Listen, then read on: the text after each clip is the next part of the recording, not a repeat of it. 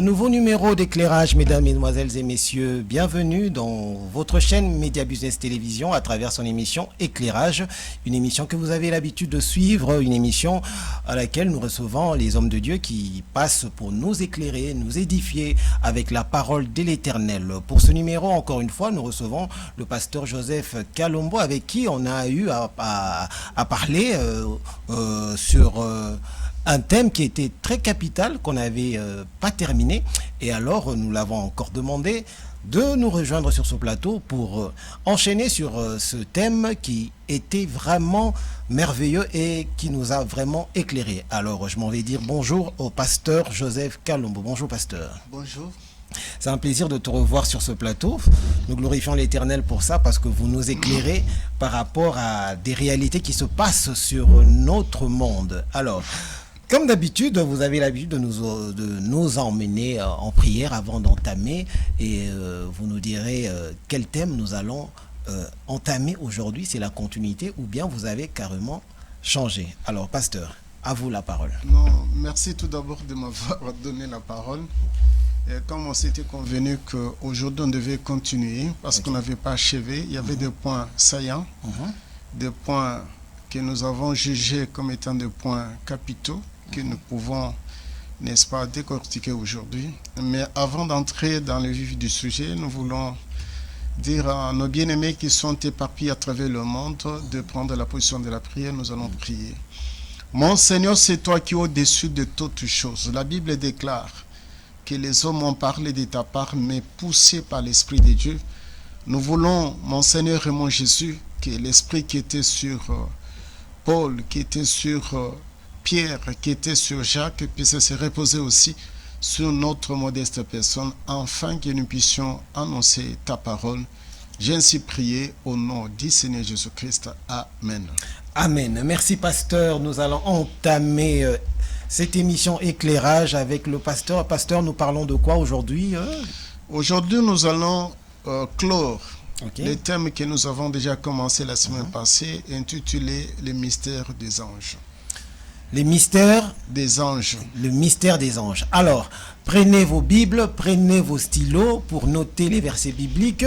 Et si vous voulez interroger le pasteur par rapport à ce qu'il va nous dire ici, vous pouvez toujours appeler sur son numéro qui va être affiché là tout à l'heure. Alors, pasteur, nous vous écoutons. En fait, c'est la continuité pour ceux qui avaient suivi l'émission de la fois passée. Ils savent que nous sommes en train de décortiquer le thème intitulé « Le mystère des anges ».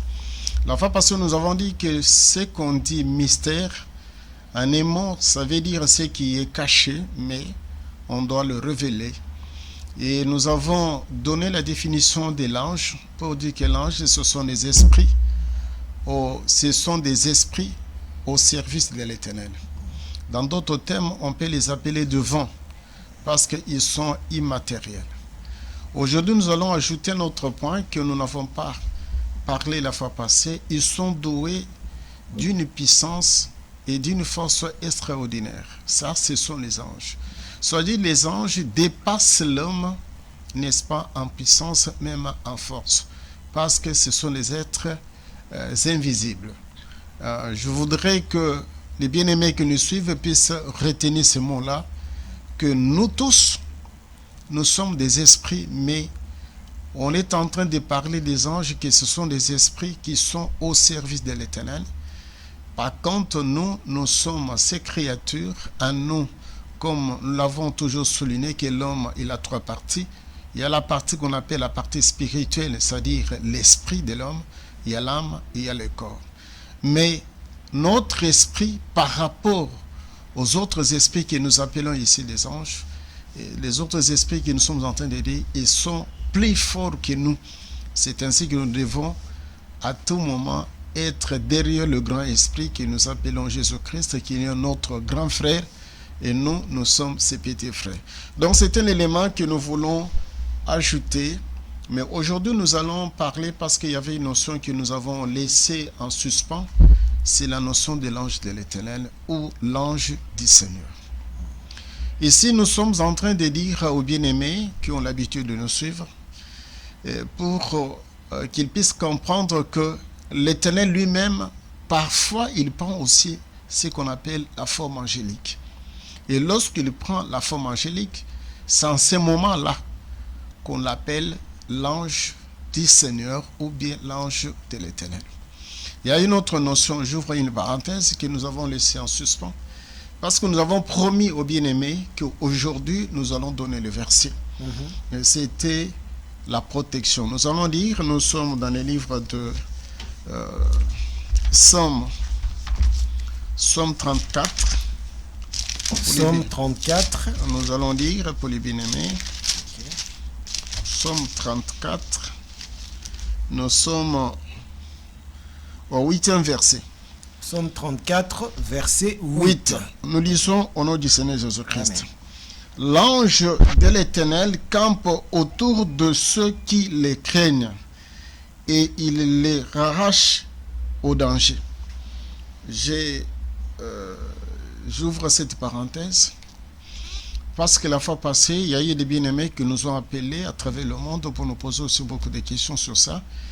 Et les autres qui se sont même retrouvés et qui ont compris l'évangile, qui ont compris la portée même de l'écriture. Ici, nous voulons dire aux bien-aimés,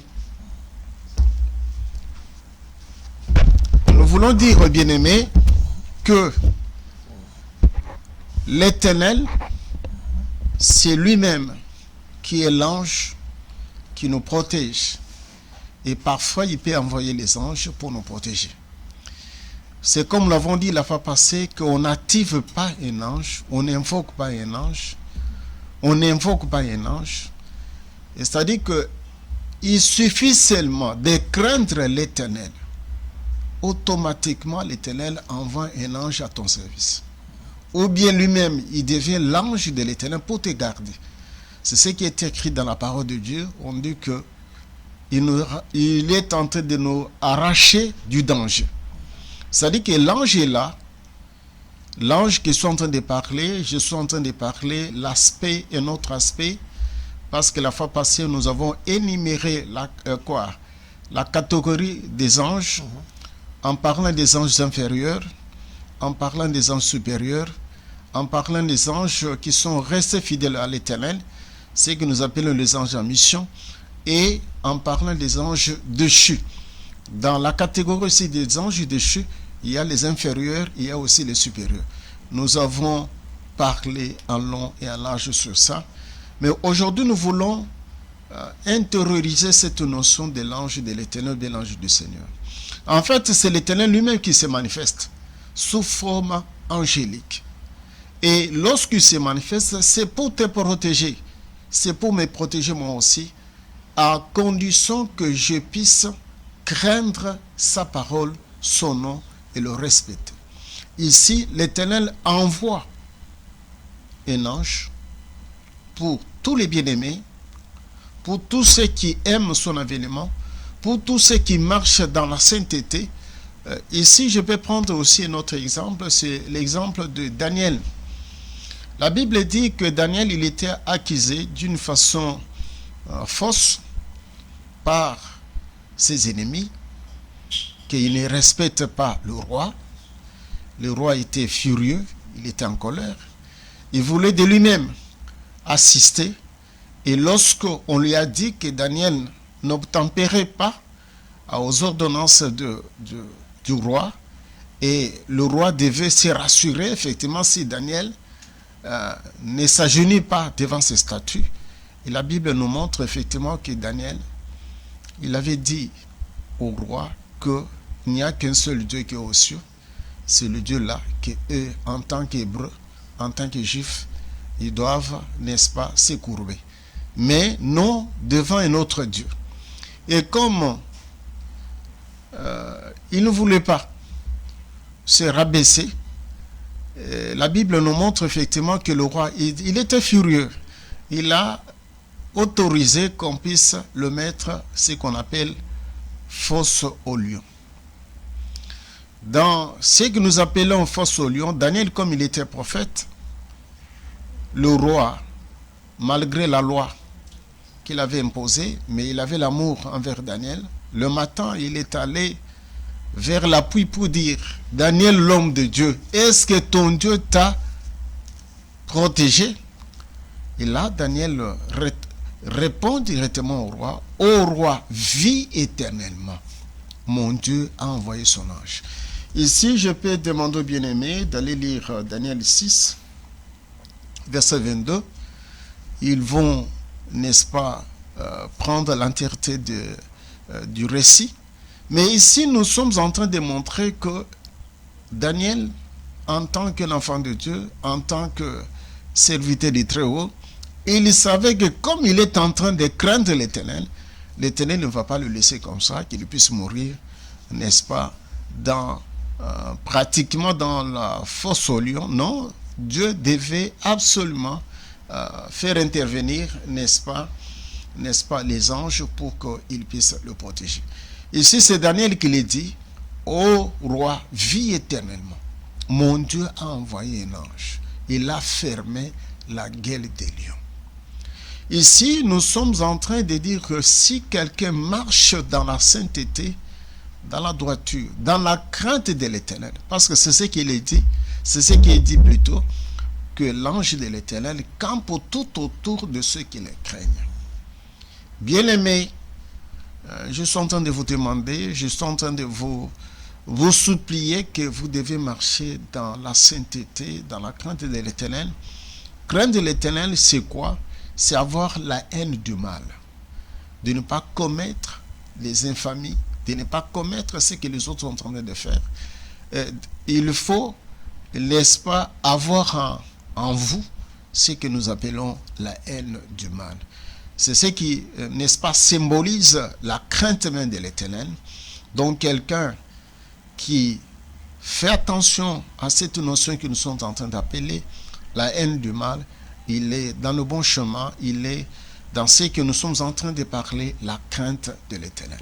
Parce que l'Éternel va envoyer son ange uniquement pour te protéger, parce qu'il sait qu'il y a des dangers qui te guettent en tant qu'enfant de Dieu. La Bible nous dit que nous ne sommes pas du monde, mais nous sommes dans le monde. Et l'Éternel doit nous protéger, parce que c'est nous, en tant que des chrétiens, en tant que des enfants de Dieu, nous sommes la proie de l'ennemi. Mais pour que les seigneurs puissent te protéger, parce que c'est le seul signe qui montre effectivement que vous êtes du côté de l'Éternel, c'est lorsque vous possédez ce que nous sommes en train d'appeler la haine du mal ou la crainte de l'Éternel. Donc la Bible nous dit, la Bible nous montre effectivement que Daniel a été protégé. Ce n'est pas parce qu'il avait invoqué l'ange, non. C'est parce que l'Éternel avait vu le danger qui les guettait. Il a envoyé l'ange pour fermer la gueule du lion. Et la Bible dit que Daniel, il était sorti sain et sauf, sans déchirure, sans plaie, sans quoi. Mais par contre, les autres qu'il avait accusés, lorsque le roi avait décidé de les plonger aussi dans la fosse, je sais que vous connaissez l'histoire, ils étaient, n'est-ce pas, engloutis ou bien gobés mangés par ces lions qui étaient dans la fosse. Ici, on nous montre que nous, en tant que des enfants de Dieu, l'arme la plus redoutable que nous devons posséder, c'est la haine du mal, c'est la crainte de l'Éternel, pour que l'Éternel puisse envoyer l'ange que nous appelons l'ange de l'Éternel.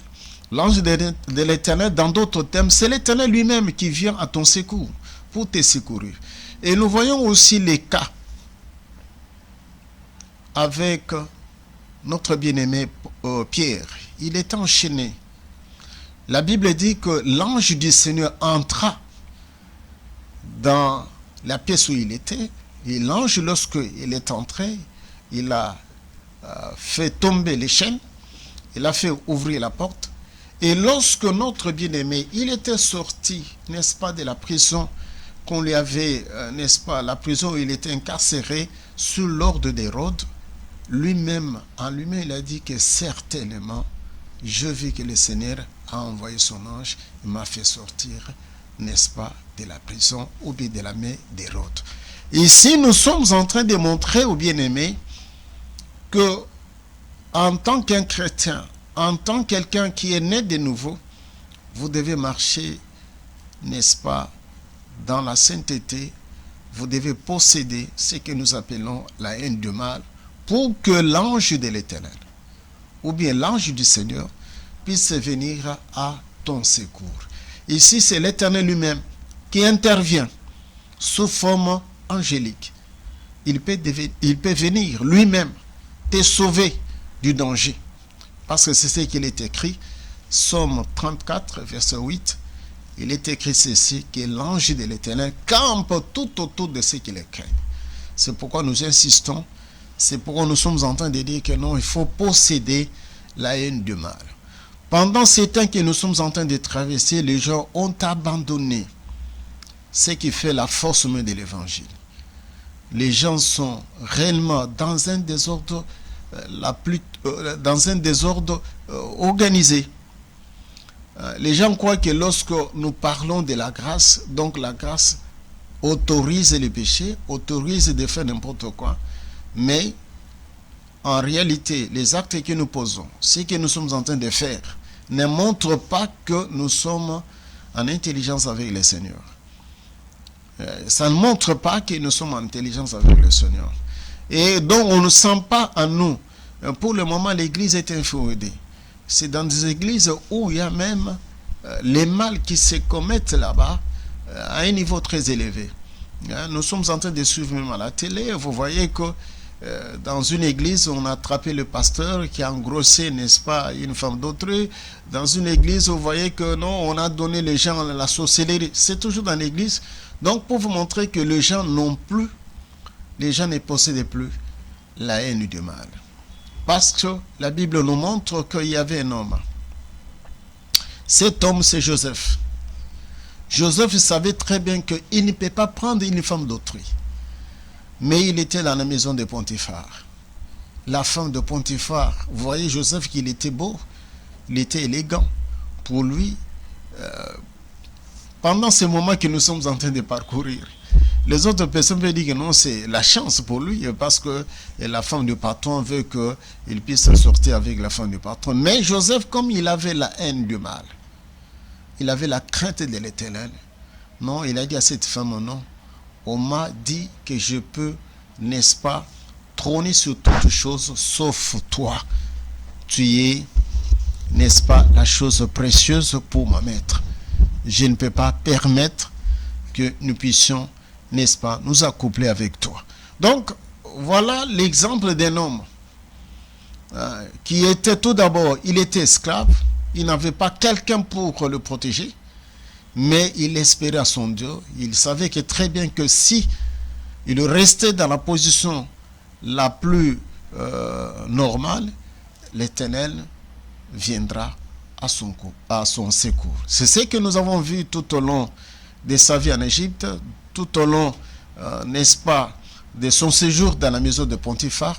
Il était exemplaire. Donc ici, nous sommes en train de dire aux bien-aimés, nous devons posséder. Si tu es dans une église où les gens ont la démangeaison des choses du monde, sortez. Il faut chérir, n'est-ce pas, ce que le Seigneur a placé en toi. Ce que le Seigneur a placé en toi, c'est quoi? C'est la haine du mal. Vous devez haïr le mal. Vous ne devez pas être ami du mal. Non, vous devez haïr le mal. Haïr le mal, ça dit que c'est fuir toutes ces passions de la chair. Fuir l'impudicité, fuir beaucoup de choses et qui se commettent dans le lieu saint. Donc il ne faut pas, toi en tant qu'enfant de Dieu, il ne faut pas le faire. Et lorsque vous gardez l'attitude d'un homme qui craint l'Éternel, l'Éternel viendra à ton secours. Et c'est là où la parole de Dieu nous dit que l'ange de l'Éternel campe tout autour de ceux qui les craignent. Ici, je voulais prendre un autre élément très important pour représenter le Très-Haut, que parfois lui-même il se présente sous la forme angélique. Ici, nous allons lire avec les bien-aimés. Okay. Nous sommes pratiquement dans les livres d'Apocalypse. Apocalypse. Nous allons lire avec les bien-aimés. Okay. Nous sommes dans les livres d'Apocalypse 10. Apocalypse 10. Nous commençons le premier verset jusqu'au 13e verset. Nous sommes en train de lire. Amen. J'ai vu un autre ange puissant qui descendait du ciel, enveloppé d'une nuée. Au-dessus de sa tête était l'arc-en-ciel, et son visage était comme le soleil, et ses pieds comme les colonnes de feu. Je m'arrête un peu là. Ok. Bien-aimé, la Bible nous dit qu'il y a un ange puissant. On l'appelle un ange puissant. Parce que la fois passée, nous avons parlé des archanges, nous avons parlé des chérubins, nous avons parlé de séraphins. Mais ici, cet ange, il est plus puissant que le chérubin, plus puissant que les séraphins, plus puissant que les archanges. Ce n'est pas moi qui l'ai dit, c'est la parole de Dieu. Il a ce que nous pouvons appeler des caractéristiques. Il est enveloppé d'une nuée. Or, si nous rentrons sur le mont de Sinaï, la Bible dit qu'il y avait la nuée sur le mont de Sinaï. Pourquoi? Parce que c'est le Seigneur qui descendait lui-même sur le mont de Sinaï et le mont était couvert de nuées. Deuxième élément, on nous dit que au-dessus de sa tête était l'arc-en-ciel. Vous savez que l'arc-en-ciel possède plusieurs couleurs, mais je voulais prendre seulement la couleur. Il y a deux couleurs, trois même. Il y a le vert, la couleur verte, la couleur jaune et la couleur rouge. La Bible nous dit que la couleur verte symbolise la prospérité et la couleur jaune symbolise la gloire, et tandis que la couleur rouge symbolise la rédemption. Ici, on nous montre que cet ange, c'est un ange particulier, c'est un ange qui est différent des autres. Même lorsqu'on parle de chérubins, même lorsqu'on parle de séraphins, même lorsqu'on parle des archanges, sur leur tête, il n'y a pas l'arc-en-ciel. Il n'y a pas l'arc-en-ciel. Je descends. On dit que son visage était comme le soleil. Or que la Bible nous montre que notre Seigneur, c'est le soleil levant. C'est le soleil de la justice. Ce n'est pas moi qui l'ai dit, c'est la parole de Dieu. Donc, on ne peut pas se tromper. Nous disons que cet ange puissant qu'on est en train de parler, c'est le Seigneur lui-même sous sa forme angélique. On continue. Ses pieds étaient comme des colonnes de feu. Là, même les bien-aimés peuvent aller lire dans le livre d'Apocalypse 1er, le premier verset jusqu'à la fin. Vous verrez qu'on présente le Christ, que ses pieds, c'est comme de colonnes de feu. On identifie de la même manière la façon dont ses pieds se présentent.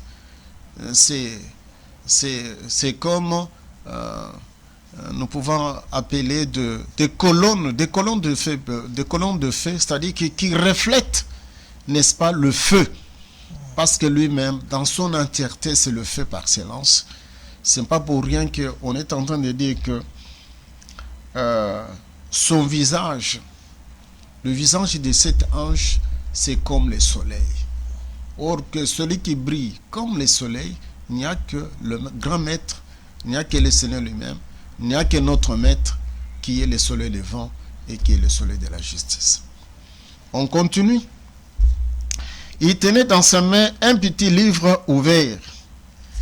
Il posa son pied droit sur la mer et son pied gauche sur la terre. Il cria d'une voix forte comme rugit un lion.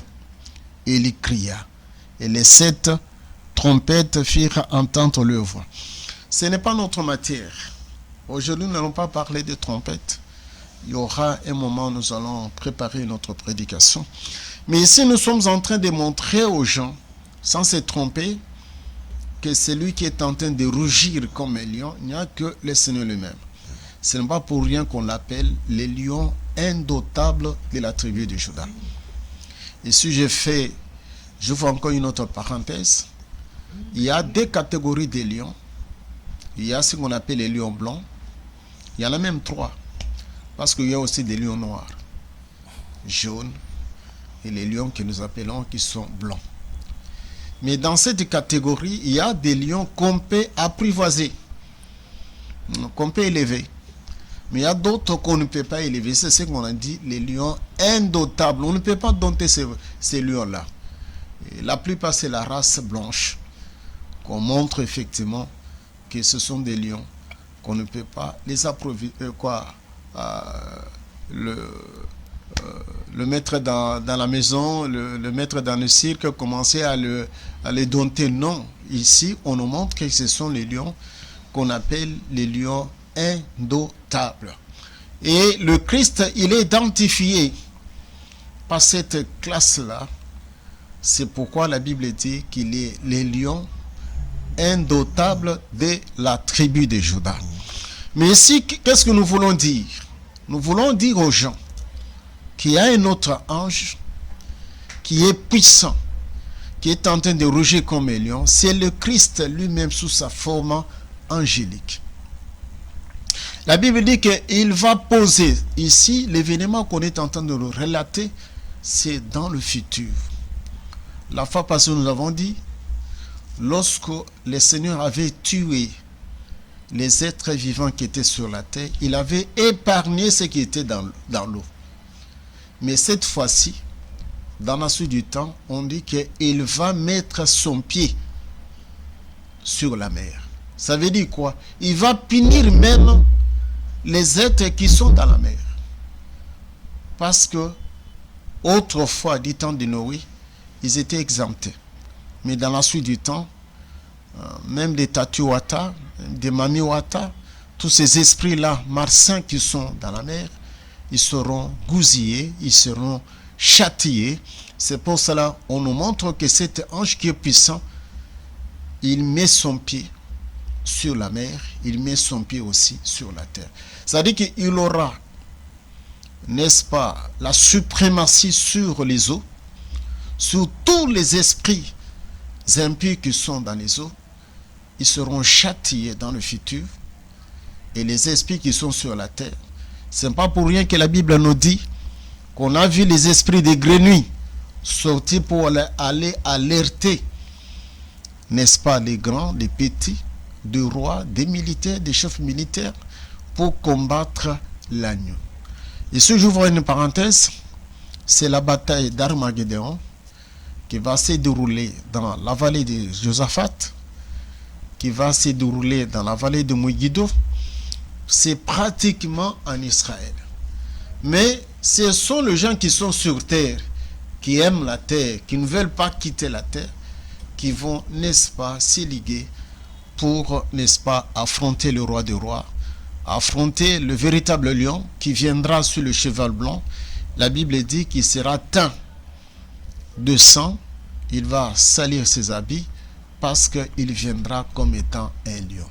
Mais ici, on le présente au ciel comme étant l'ange puissant, l'ange qui descendra, l'ange qui fera, l'ange qui va faire le carnage à la fin du temps. Ici, c'est la période que nous appelons la bataille d'Armageddon.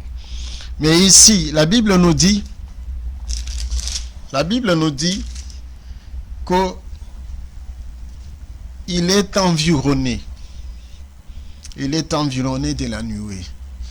Donc c'est pour vous montrer que ça, c'est la catégorie première.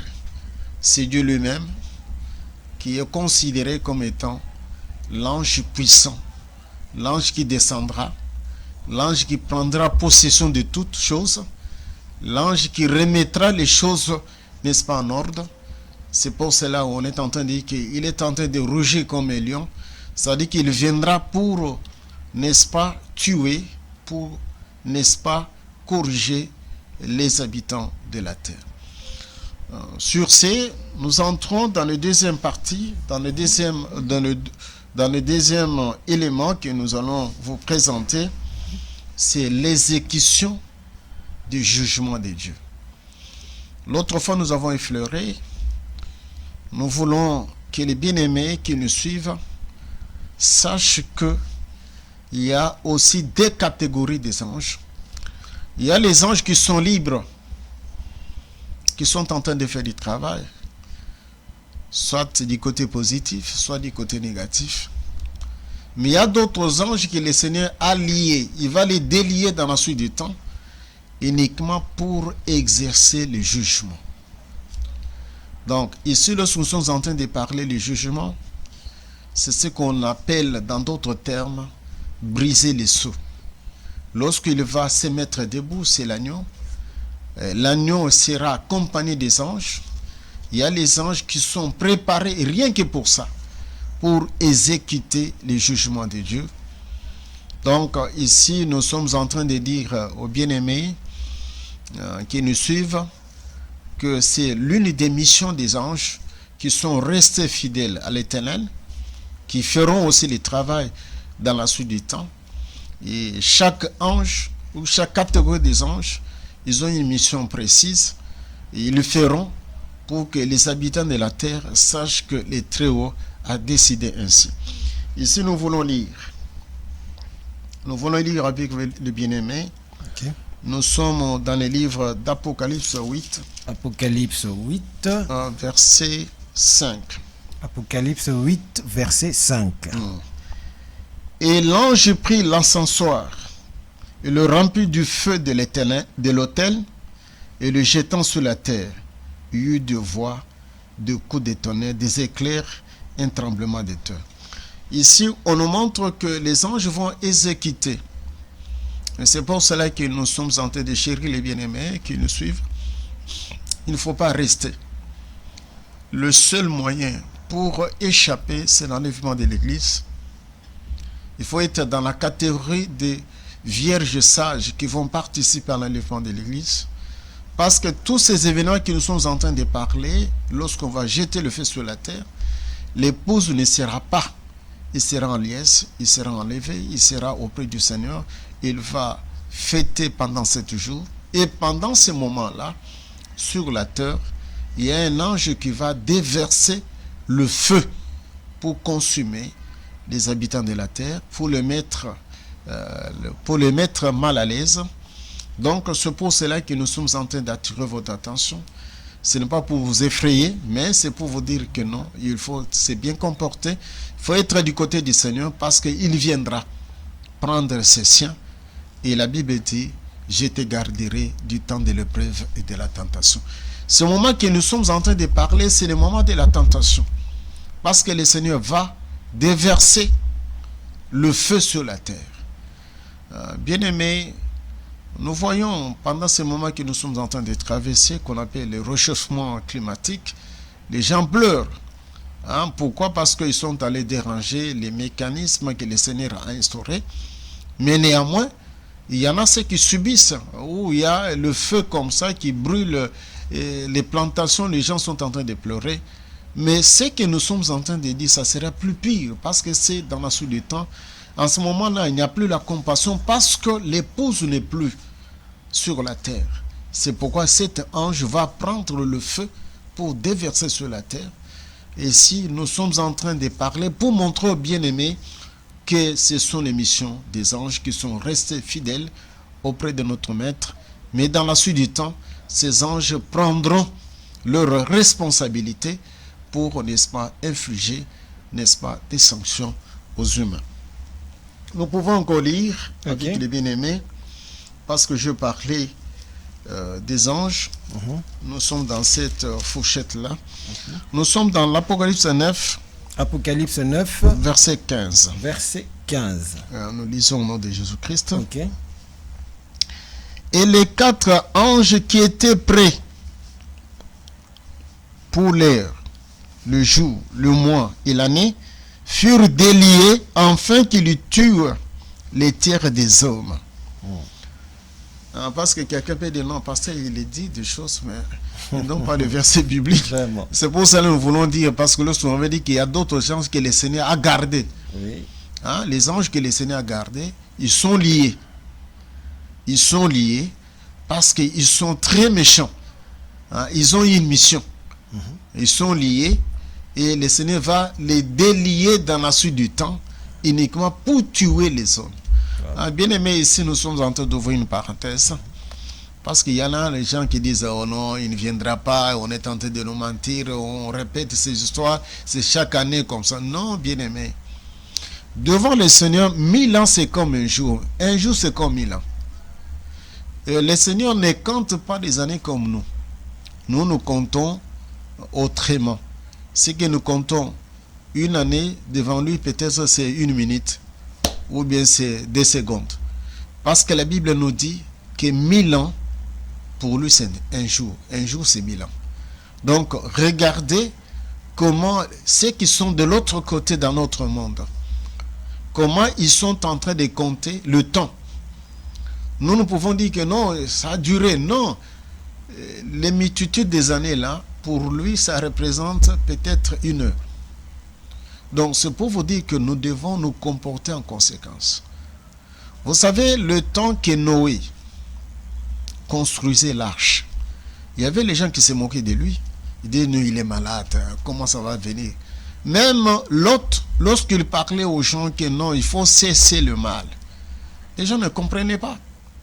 C'est le cas que nous sommes en train de traverser pour le moment. Toutes les églises sont inféodées pour le moment. Vous allez voir les gens qui n'aiment pas le Christ, mais ils aiment les biens du Christ. Ils aiment parler du nom de Christ, mais ils ne respectent pas le Christ. Ils ne craignent pas le Christ, mais ils veulent parler de sa part.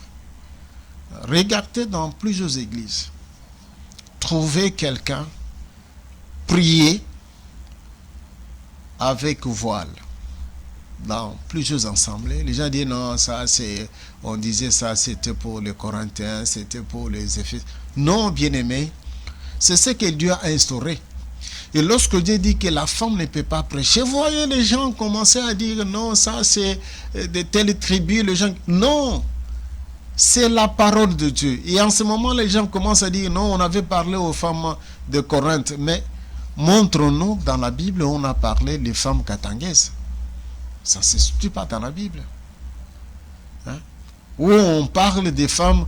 Mais la Bible nous montre même les comportements des filles de Jérusalem. Ça, c'est le prophète Isaïe qui pleure. Nous voyons même le prophète Jérémie qui pleure.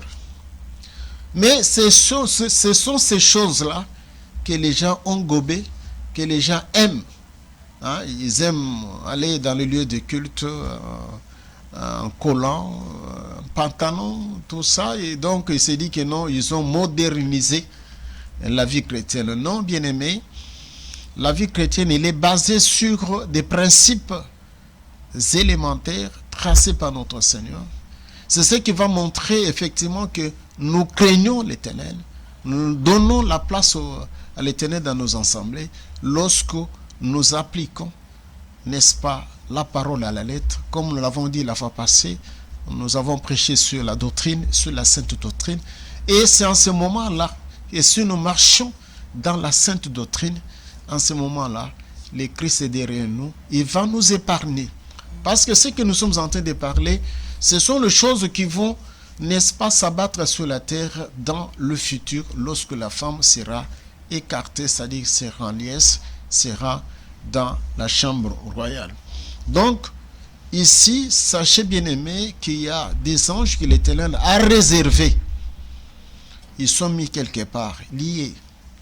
On va les délier dans la suite du temps, ça après l'enlèvement de l'Église, pour tuer les hommes. Pourquoi ils vont tuer les hommes? Parce que les hommes sont en train de commettre ce qu'on appelle l'infamie. Sont en train de commettre les choses qu'on appelle les contre-natures, les choses semblables. C'est pénible, bien-aimé. Je vis quelque part, on m'a envoyé, ça m'a blessé. Je vis un homme avec femelle de cheval. Vous voyez le monsieur qui est en train de transpirer. Il s'accouple avec un animal. Mais bien aimé, ce sont des choses qui vont hériter la couleur de notre Seigneur. Hein? Vous voyez monsieur, je ne sais pas, Je ne peux pas m'appeler. C'est pourquoi la Bible catégorise et dit qu'il y a des hommes animaux. C'est un animal. Bien-aimé, toi qui as l'habitude de nous suivre, nous voulons que vous puissiez, n'est-ce pas, exceller dans la dimension spirituelle. Parce qu'il y en a ceux qui parlent de spiritualité là. Mais en réalité, ce sont des animaux. Des hommes animaux. Parce que les choses qu'ils sont en train de faire, vous sentez vous-même que non, ils ne sont pas dans la bonne direction. Lorsque quelqu'un couche avec sa maman, couche avec sa fille, donc qu'est-ce que nous pouvons dire? Il est en dehors, il est en marge même de la parole de Dieu. Parce que la parole de Dieu nous interdit.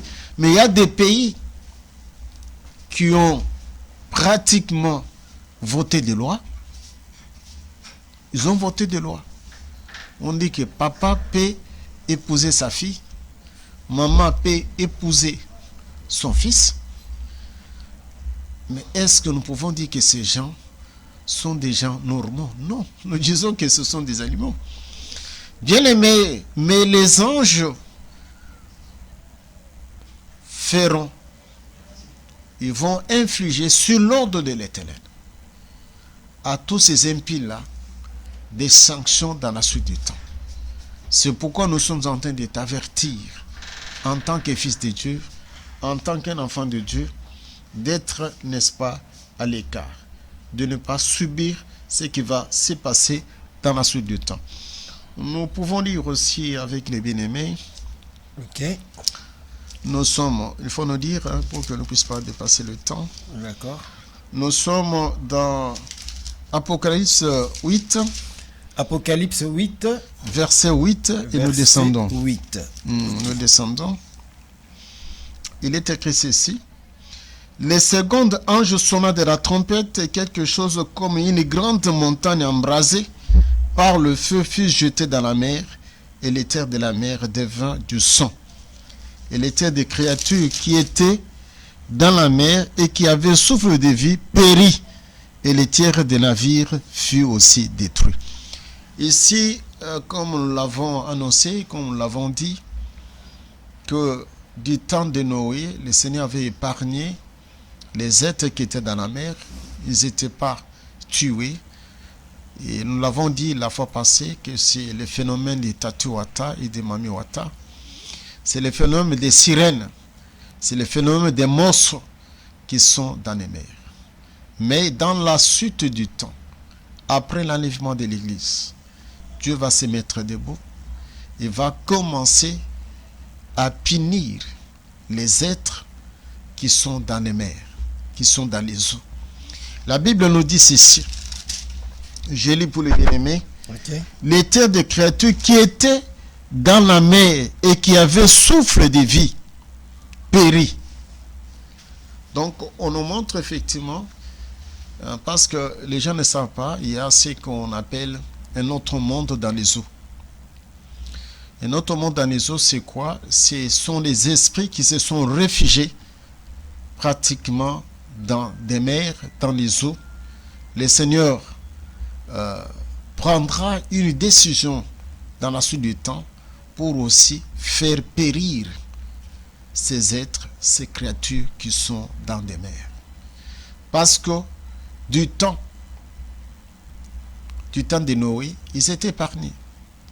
C'est ainsi qu'ils avaient épargné même leurs enfants, en leur donnant la forme de poissons, en leur donnant la forme, n'est-ce pas, des êtres qui sont dans des mers. Ici, bien-aimés, le Seigneur va réellement s'occuper de toutes les créatures qui se sont rebellées contre lui. Il va les sanctionner dans la suite du temps. Bien-aimés, ici nous sommes en train de dire, parce que il y en a qui ont l'habitude, n'est-ce pas, de croire que non, dans la mer, il y a les esprits plus puissants que Dieu. Non, Dieu est au-dessus, il sait qu'il y a eu certains esprits qui se sont réfugiés dans les eaux, et dans la suite du temps, il va, n'est-ce pas, s'occuper d'eux. Et ce jour, encore une parenthèse, ce n'est pas pour rien, parce que les gens ne savent pas. C'est écrit dans la parole de Dieu Ici, nous n'allons pas lire. Nous donnons seulement Somme 74. Les gens peuvent lire à la maison. Ok. La Bible nous dit que pour séparer la mer Rouge, pour que les enfants d'Israël entrent, c'était toute la nuit que Moïse, il avait étendu la Vierge sur la mer. Et c'est dans le livre des Psaumes où on nous explique que pourquoi toute la nuit, parce que pendant cette période-là, l'Éternel il était en train d'écraser les monstres marins, en train de détruire ces esprits-là qui faisaient obstacle pour que les enfants d'Israël ne puissent pas passer. Parce que si on n'avait pas tué ces êtres-là, Israël n'allait pas traverser la mer Rouge.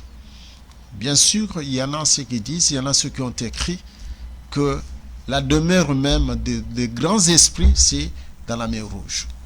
Or, la mer Rouge, c'était l'issue pour que les enfants d'Israël puissent traverser. Ici, je donne aux bien-aimés d'aller lire ces livres-là. Vous allez comprendre que dans la mer, il fallait ce travail-là pendant la nuit pour éliminer les monstres marins. Ici, lorsque nous sommes en train de parler des monstres marins, nous l'avons dit la fois passée, ce sont des poissons qui ont la forme des lions, qui ont la forme de jaguars, qui ont la forme de panthères, qui ont la forme de pumas. Mais en réalité, ce sont des poissons, mais ce sont des esprits qui sont dans les mers. Ici, c'est pour montrer que le Seigneur va s'occuper de tout le monde. Parce que le temps de Noé, c'était uniquement ce qui était sur terre. Mais il va s'occuper aussi de la mer. C'est pour cela que nous avons dit que cet ange qui a la forme angélique, il va poser aussi ses pieds sur la terre et l'autre pied sur la mer. C'est-à-dire que c'est pour avoir l'ascendance de ces esprits-là, pour les contrôler, pour les tuer et pour, n'est-ce pas, les mettre hors d'état de nuire. Donc pour vous montrer effectivement que nous devons, bien aimer, craindre l'Éternel. Nous devons avoir la haine du mal pour qu'il puisse envoyer ses anges, que ces anges puissent nous protéger. Nous savons, bien aimés, que c'est une matière très vaste. Nous avons effleuré pour montrer que les anges qui sont restés fidèles à l'Éternel, l'Éternel va les utiliser dans la suite du temps pour exécuter le jugement. Le jugement sur les habitants de la terre, le jugement sur le monde même des ténèbres, le jugement sur, n'est-ce pas, tous ceux qui se sont rebellés, qui sont de l'autre côté. L'Éternel va, n'est-ce pas, s'en charger. C'est pourquoi la Bible dit qu'il va lui-même prendre la forme angélique, rougir comme un lion, pour contrôler toutes choses. Nous pensons que le parti qui restait, qu'on a voulu quand même que les bien-aimés puissent avoir la globalité de ces messages. Nous sommes très heureux parce qu'il y en a ceux qui nous ont appelés, ceux qui nous ont demandé que c'est un thème très intéressant parce que les gens ne savaient pas que les démons, ceux qui sont de l'autre côté, ce sont aussi les anges, autrefois appelés les anges déchus, qui étaient précipités sur la terre. Mais maintenant, les bien-aimés qui sont en train de prêcher dans des églises, ils veulent faire gober aux gens que ce sont les anges de l'Éternel. Mais en réalité, ce sont les anges déchus. Dans la catégorie des anges déchus, nous avons parlé qu'il y a des démons. Il y a aussi ce qu'on appelle les entités qu'on appelle les autorités, qu'on appelle les dominations, qu'on appelle des principautés. Et tout ce monde-là sont en train d'œuvrer dans ce qu'on appelle les mondes invisibles. On appelle ça autrement aussi les mondes spirituels. Le monde spirituel a des phases. Il y a la phase ce qu'on appelle le positif et le négatif. Ici, nous avons fait le devoir de vous montrer que les positifs, on ne peut pas invoquer un ange. Et si quelqu'un te dit qu'il est en train d'évoquer un ange, il est dans le négatif. C'est-à-dire qu'il est en train d'invoquer un ange déchu. Parce qu'un ange déchu, on peut l'invoquer parce qu'il est à la merci, il a perdu l'éclat. hein, parce que la Bible nous dit que les anges sont considérés comme étant l'armée des cieux, comme étant les étoiles aussi brillantes du matin, mais lorsque l'étoile perd l'éclat, hein, il devient, n'est-ce pas, à la merci de n'importe qui. Donc c'est pour cela que vous voyez ces bien-aimés dire que non, je suis en train d'actionner, d'invoquer. Ils n'invoquent pas les anges qui sont servis de l'Éternel, mais ils invoquent les anges déchus. Ces anges déchus, ceux qui sont dans la catégorie inférieure, on les appelle les démons. Ceux qui sont dans la catégorie supérieure, et ils ont des termes qui les appellent.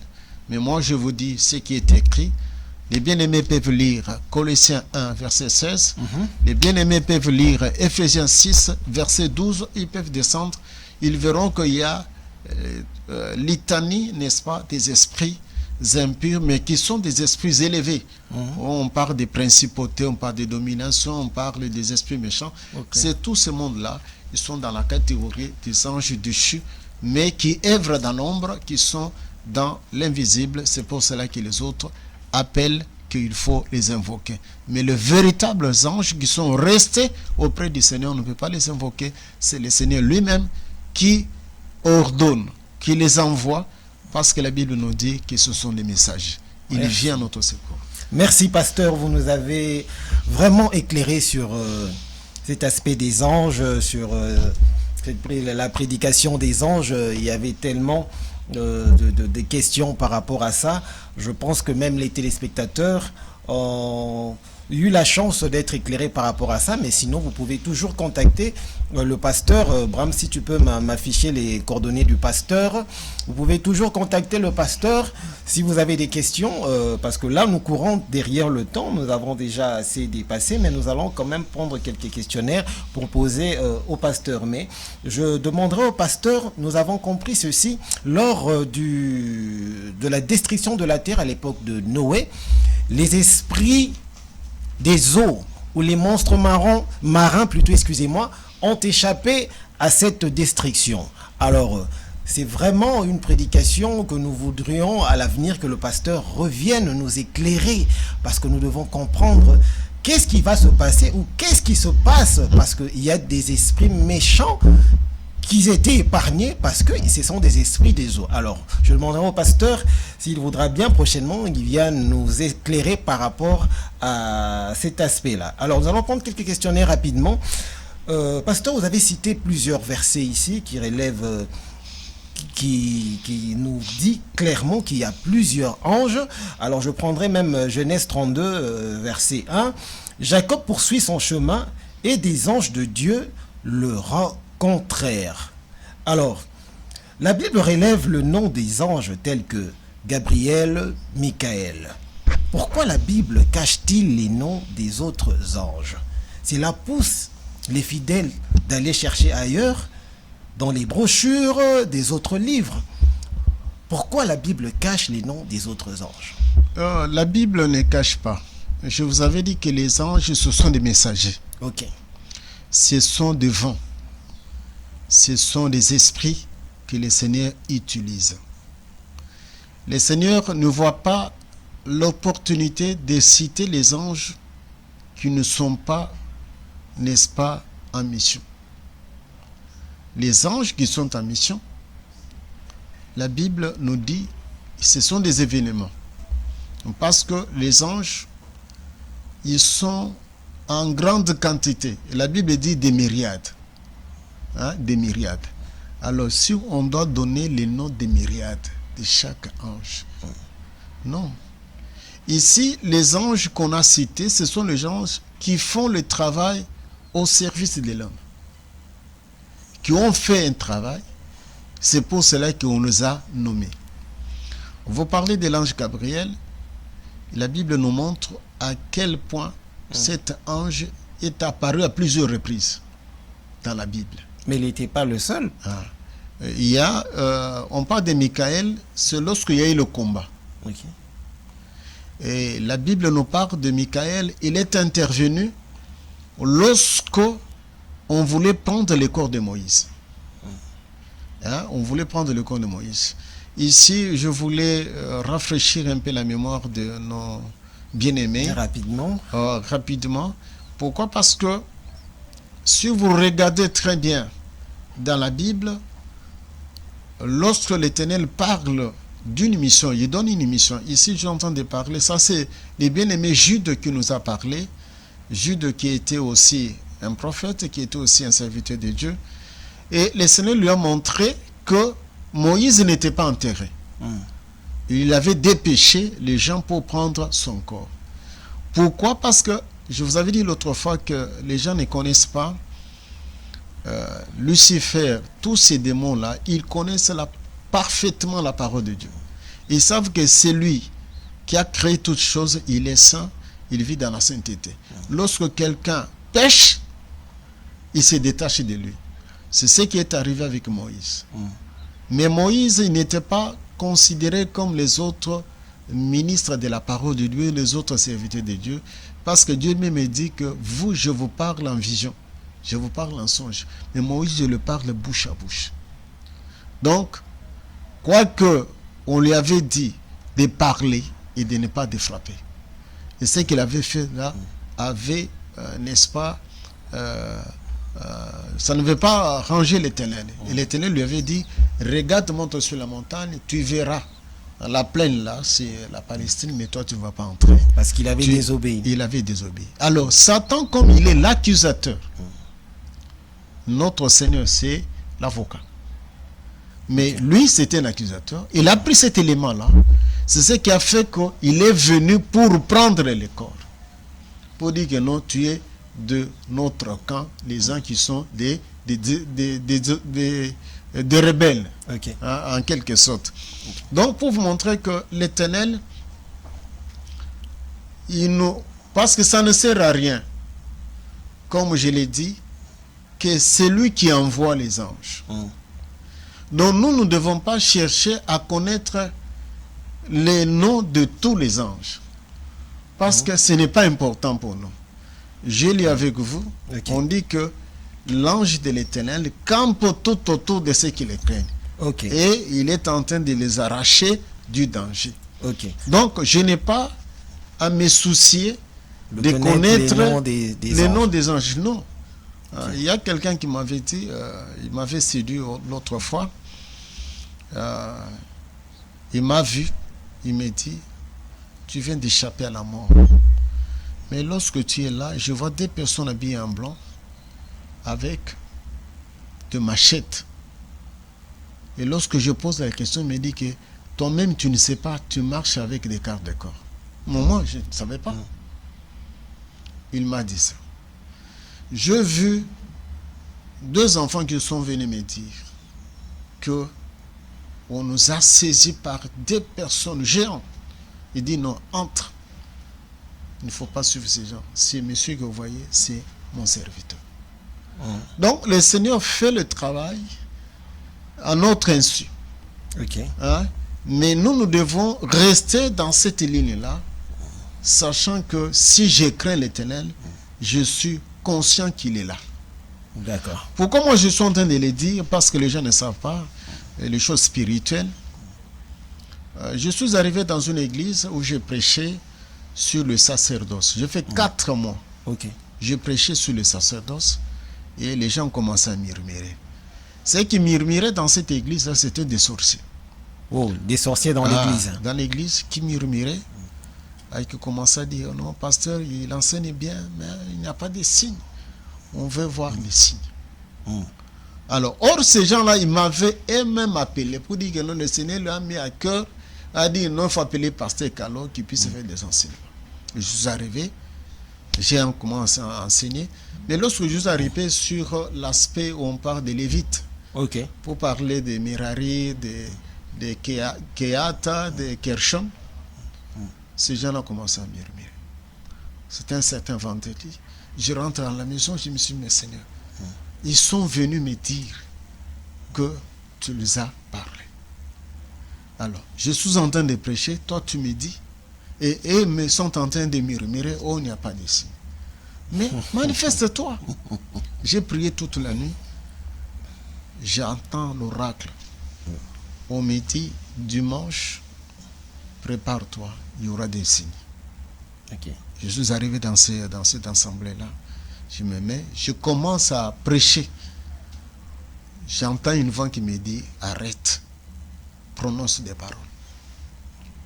Avant de prononcer les paroles, j'ai senti comme si quelqu'un, il était en train de verser de l'eau sur moi. Je regarde, je ne vois rien. Mais j'entends la voix qui me dit, parle. Et lorsque j'ai commencé à parler, ce sont les gens qui se jetaient par terre. Et les sorciers sont venus, n'est-ce pas, confesser. Donc pour vous dire quoi, ça ne dépend pas de nous. Rester dans la droiture, marcher avec l'Éternel, avoir la haine du mal, l'Éternel va agir lui-même. Merci, il va envoyer pasteur. son ange et Merci, les anges pasteur. vont nous protéger. Le temps nous fait défaut, mais j'ai tellement de questions, Non, questions. Le temps nous fait défaut, on aura des problèmes avec la commerciale puisque nous allons déborder. Tout à Alors, fait. pasteur, Oui. avons-nous un ange gardien de la naissance? Je dirais oui ou non. C'est-à-dire? Parce que il y en a les gens qui naissent qui sont des fils des ténèbres, le fils de la rébellion. Quelqu'un, il est né, mais avec des pratiques diaboliques. Ok. Il est né dans le sang de sa mère, il a déjà la sorcellerie. Vous voyez que ce monsieur-là, il aura un ange gardien. Vraiment, Non. vraiment. Mais par contre, il y en a aussi ce que le Seigneur a déjà destiné, ce qu'on appelle les élus de Dieu. Et avant, ça c'est dans le livre de Jérémie, on dit que avant qu'il puisse sortir du monde, je t'avais déjà choisi. C'est là où nous revenons à la notion, n'est-ce pas, lorsque nous avons parlé du ministère, que le ministère c'est différent avec les dons. Ok. Hein? Lorsqu'on dit que ce monsieur, il est serviteur, c'est-à-dire que lorsqu'il était dans le sein, le Seigneur avait déjà choisi. Et en ce moment-là, lorsque le Seigneur choisit, il protège. Ok. Je prends le cas de Moïse. On voulait tuer tous les enfants mâles. Oui. Mais la femme qui était la mère de Moïse, elle avait dit non. Qu'est-ce qu'il a fait? Il a mis l'enfant dans le bassin qu'on peut appeler, qui était de bitume. Il a mis l'enfant dans l'eau. Parce que le mot moche, c'est tirer des eaux. Ok. On l'a mis là-bas. Mais on dit que dans les eaux, il y avait des crocodiles. Mais les crocodiles qui n'ont rien fait du mal à l'enfant. Parce que l'enfant, il avait une mission avec l'Éternel. C'était un élu. Et où il était protégé. Ok. Ok, le temps nous fait défaut. Ok. Ouh là là là là là là là là. Pasteur, qu'est-ce qui fait que pendant une prédication, pendant les déclarations d'un homme de Dieu, dans l'assemblée, on retrouve des gens qui se jettent par-ci, par-là, il y a ceux-là qui tombent, il y a ceux-là qui crient. Qu'est-ce qui fait cela? Ce sont toujours des anges ou bien ce sont des mystères Expliquez-nous un peu en bref. Je voulais vous dire ceci. C'est un domaine très vaste. Je serai modeste. Pendant les services, l'homme de Dieu Brahms peut déclarer des paroles. Et des paroles qui peuvent avoir aussi des effets. Les effets, parce qu'il ne suffit pas seulement que quelqu'un se jette par terre. Il faut interroger pourquoi il est tombé par terre. Ok. Parce que la Bible nous montre que les esprits peuvent agiter quelqu'un avant de sortir. Et quelqu'un peut se jeter. Et vous pouvez interroger aussi les esprits. Toi, c'est qui? Et l'esprit peut parler. Parce que nous avons vu ça, c'est biblique. Mais néanmoins, il y en a aussi de faux pasteurs, de faux serviteurs de Dieu, par leur pouvoir magique. Et ils invoquent ces anges-là déchus, ce que nous avons parlé, qui vont commencer aussi à faire tomber les gens, uniquement pour donner gloire à leurs clients. Là, ça arrive. Vous voyez que les gens, lui-même, il ne se retrouve pas. Mais comment je suis tombé? Qu'est-ce qui m'a poussé? Parce que je vis un pasteur, j'ai été le nom, qui prend le veste, qui commence à frapper les disciples. Les gens sont en train de tomber. Okay. Mais lorsque les gens tombent, en réalité, qu'est-ce qui s'est passé? En réalité, qu'est-ce qui s'est passé? Oui. Donc nous sentons que le serviteur là, il a fait pour sa gloire, pour que les gens soient épatés. Mais en réalité, lorsque l'esprit impur veut sortir, peut agiter quelqu'un. Ok. Et quelqu'un peut tomber, on peut savoir pourquoi cet esprit est en train d'agiter cette personne. Je suis en train de parler, ce sont des choses que nous avons vécues dans l'œuvre de Dieu. Vous mettez la main sur quelqu'un, la main s'écolle. Et la personne commence à écumer. Tu dis, c'est quoi? On vous dit que nous sommes nombreux. Je suis tel, je suis tel, je suis tel. Là, du moins, vous avez une situation claire. Vraiment. J'avais prié pour un enfant qui était possédé par l'esprit de Maïkari. Ça, je le dis. Parce qu'il était dans le dojo de Maïkari. Ces esprits-là, avant de sortir, parce qu'il avait un mari de nuit, qui est quelqu'un de l'autre côté là. Mais avant de sortir, ça, l'enfant cumé par terre, tout ça. Donc, nous devons savoir pourquoi les gens sont tombés. Exactement. Alors, mais il y en a ceux qui trouvent que non, c'est avoir la gloire. Vous voyez quelqu'un qui fait seulement la main, les gens se jettent par terre. Mais comment ils sont tombés? C'est quoi? En réalité, vous trouvez que non, il n'y avait rien. Parce que les sorciers aussi peuvent s'arranger pour soutenir leurs serviteurs. Et ils tombent, en réalité, vous interrogez, il n'y a rien. Donc ça reste un mystère. Ça reste un mystère. Vraiment, nous sommes désolés, le temps nous fait défaut. Nous sommes obligés de mettre fin à ce numéro. Restez branchés sur cette chaîne. C'est comme ça, avec cette émission Éclairage, on nous éclaire par des hommes de Dieu par rapport à certaines réalités qui se passent dans le milieu chrétien. Alors, pour ce numéro, c'en est fini. Restez branchés et retrouvez-nous au prochain numéro sur la même chaîne, à la même heure. Au revoir.